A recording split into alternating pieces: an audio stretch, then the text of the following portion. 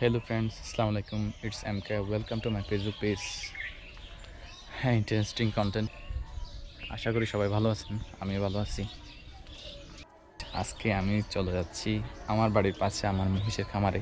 তো সকাল সকাল ওদেরকে ছেড়ে দেওয়া হয়, ওরা জানে যারা থাকায় আছে কখন তাদেরকে ছেড়ে দিবে, তারা মাঠে যাবে, ঘাস খাবে। ওদের দেখাশোনা যিনি করেন, ও আস্তে আস্তে যতক্ষণ সময় পেলাম আমি ছোটো বাচ্চাদের সাথে দুষ্টামি করলাম, কারণ ওদেরকে আমার অনেক ভালো লাগে, অনেক কিউট, ওরা অনেক দুষ্টামি করে। যখন আমি ওদের বেবির সাথে খেলতেছিলাম, মা হুঙ্কার দিয়ে ডাকতেছে আমার সাথে না খেলার জন্য। তারপর মায়ের দিকে চলে গেছে।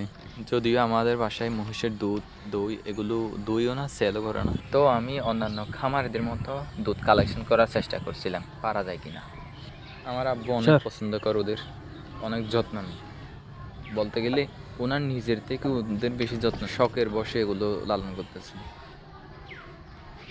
তো ওনারা যখন চলে আসছে আমি আস্তে আস্তে ওদেরকে খুলতেছিলাম। দেখেন এই সবচেয়ে ভয়ঙ্কর, কিন্তু খুব সুন্দর করে রশি থেকে ওর চেহারাটা বের করে ফেলছে। ওর এটা বাঁধার সময়ও ও খুব ভালোভাবে ওর চেহারাটা ঢুকে। কামারের সাইডে যেটা দেখা যাচ্ছে এটা হচ্ছে ওদের পিপাসা ফেলে পানি খায়। তবে আজকের ওয়েদারটা অনেক সুন্দর ছিল, চতুর্দিকে কুয়াশা আর সূর্যোদয়, এক কথায় অসাধারণ ছিল।